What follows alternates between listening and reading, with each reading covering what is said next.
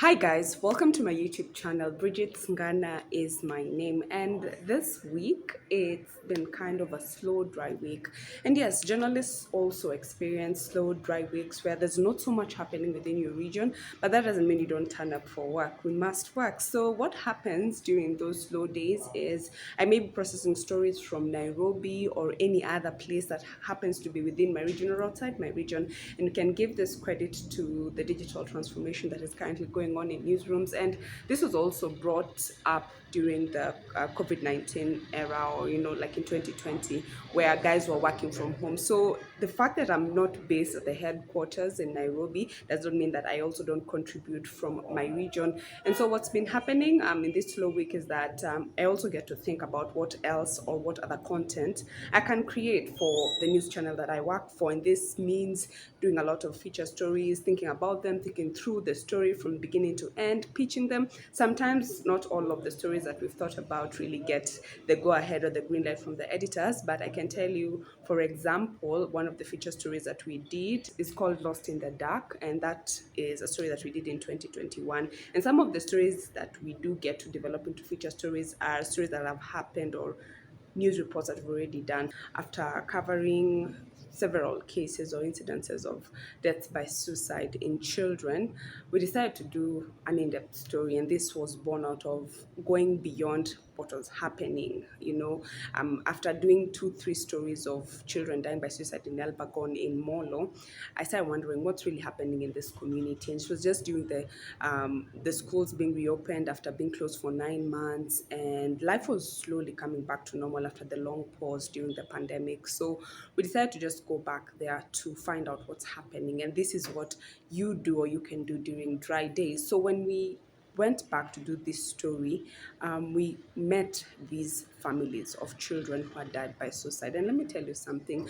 When we look at mental health as a country, usually we focus on the adults or the incidences that are happening, mostly with adults and all that. But here at the local level, in rural Kenya, Mashinani to be specific, there's not even that capacity within the community level, even within the neighborhood level, to even spot or identify that things that may be happening in children's lives that we know nothing of.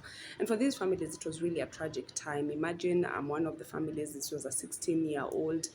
He left school, actually bumped into his brother on his way home. And then, like in a matter of 30 minutes or so, the brother has not been called back. Yo, come back home, your brother has died. And it was really tragic just walking through this journey with those families. And it really left a mark in me, because you tend to think that mental health is not something that can affect kids, or we always have this saying, oh, kids are really easily adaptable, they can adapt. But the reality is they are humans, they are going through the same things as adults are going through. Maybe the way they can vocalize it is the problem, and that's where we need to build the capacity of even local hospitals, dispensaries, or even communities, to be aware of what is really happening in the lives of young children in this country. So that story, which we did in 2021, was born out of that, a slow day at work. And yeah, it ended up winning an award in the mental health and wellness category at the annual Journalism Excellence Awards in 2022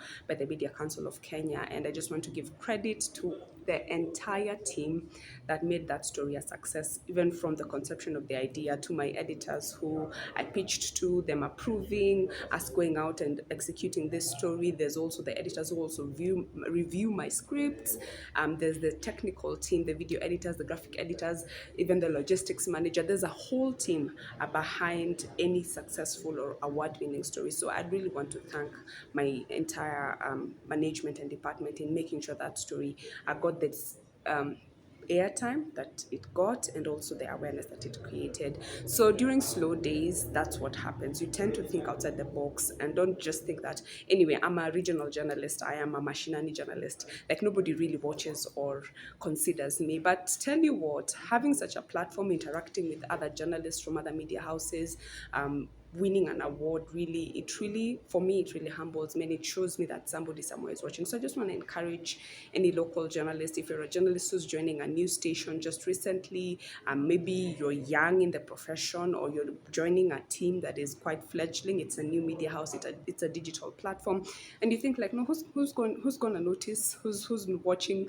People are watching, and I just want to encourage you to keep going, follow your passion. For me, I thank God, and I'm so grateful that journalism is one of those courses or the things that I do that I love. I can be a journalist free of charge if the economic times allowed. I would do this for free, but we know we all have to work and for some pay at the end of the day. So I just want to encourage you to keep going, keep pushing through. And so even this week, being the week that has been, I just want to maybe also tell you that I'm also learning a lot.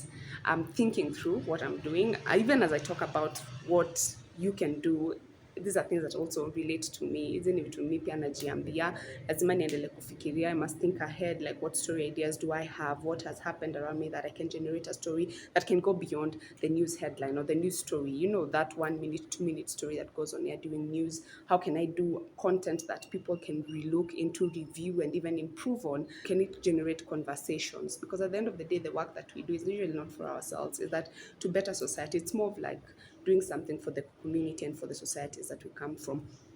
And I think I'm growing into a mental health advocate, and so it's okay not to be okay. So when we did that story, it really opened our eyes into the need to have mental health funded well in this country.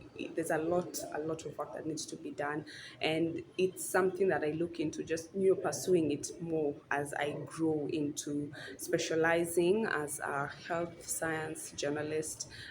That's where I feel more drawn to. I like solution journalism, the kind of stories that really are for the betterment of society. And let me tell you something, there are Kenyans, there are people who have solutions of whatever it is you feel that is wrong with society. Like that story that we did on in 2021, that one I'm talking about, just to reference it, it doesn't mean that's the only story that we've done. It also showed us, or we got to know local organizations that are working in improving mental health and wellness. Remember, children in school, according to the WHO, they have statistics on how most incidences of mental illness are within that adolescent stage, as you transition from being a child into teens, and also as you transition also into young adulthood. So they say a lot of people experience mental illnesses or instances of mental health issues during that time. And there's a lot of empowerment that needs to be done.